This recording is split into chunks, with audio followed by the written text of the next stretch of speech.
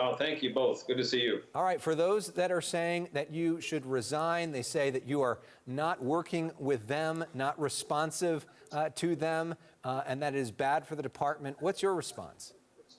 Well, first, I work for the people. I'm not subordinate to the Board of Supervisors or to the Oversight Commission.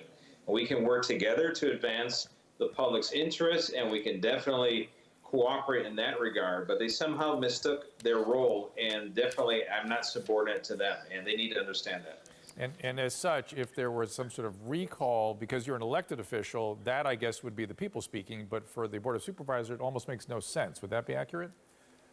That is very accurate, and this is just the political establishment. They're trying to be bullies because they can't get their way. The sheriff's office is the only check and balance in the separation of powers between the legislative branch of the supervisors and the executive branch, which is the sheriff and the district attorney. This is very important. People need to understand we have to have a counterbalance between the two. Of course, as I just mentioned, we interviewed Supervisor Mark Ridley Thomas on the show a few nights ago. Here's what he had to say. The list goes on, and therefore it seems to me that it's high time that those who came forth and said the sheriff would be a reformer have now come to the realization he's turning back the clock on reform in the Los Angeles County Sheriff's Department, which is fundamentally important for the progress that we wish to see in public safety in the county of Los Angeles. You know, Mark Ridley Thomas has been a public official for a long time. He says the relationship has never been worse between the sheriff and a board member before. He also says that you're not supportive of independent investigations into your work. What do you say to him? I think as a career politician, talking about somebody who is threatened, who he feels threatened by me, and you know what, that's just too bad for him. He needed to pay attention to what he's doing on the Board of Supervisors.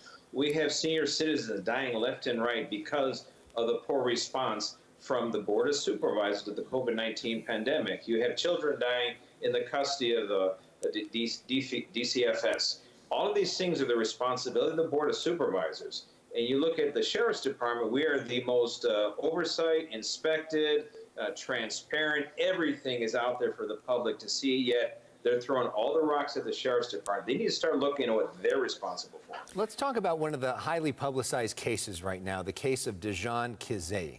The family members say what the Sheriff's Department did was wrong. This was the individual that was shot and killed after an altercation. He was on a bike.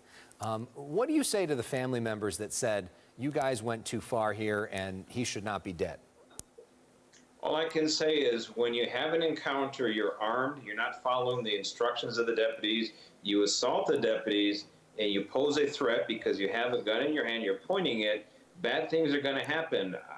My deputies are not out there to be suicidal and to take a round first before they react. So someone who has that idea, well, no, they're barking up the wrong tree. We always lament the loss of any human life. We're always going to be constantly seeing how can we do things different that we could preserve human life. There comes a point in time the deputies are going to definitely react if their life is in jeopardy, and that is definitely the case here. Sheriff, what about the people that argue that they were hassling him? He was just riding his bike. It was a nothing thing, and maybe there shouldn't be so much aggression on behalf of sheriffs that lead to these horrible things. Well, I don't think that's aggression at all. If you look at that in that community right there, Westmont, 12 murders, 163 assaults with a deadly weapon, 115 arrests of gang members with firearms. And we have here a gentleman who definitely was part of the problem that was terrorizing that community of Westmont.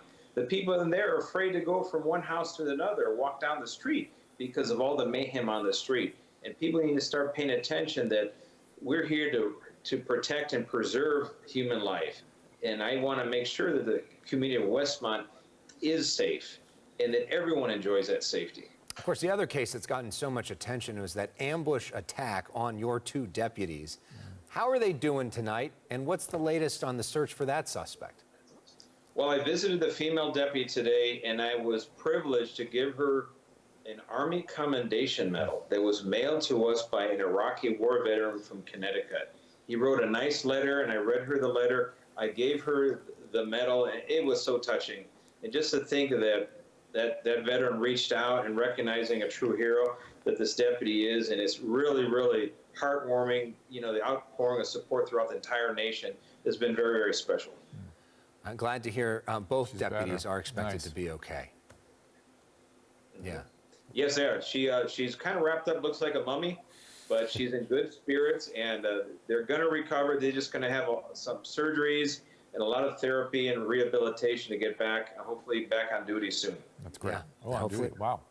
Hopefully we see that suspect arrested soon as well. Sheriff, Yes, thank you we're so working much. on that.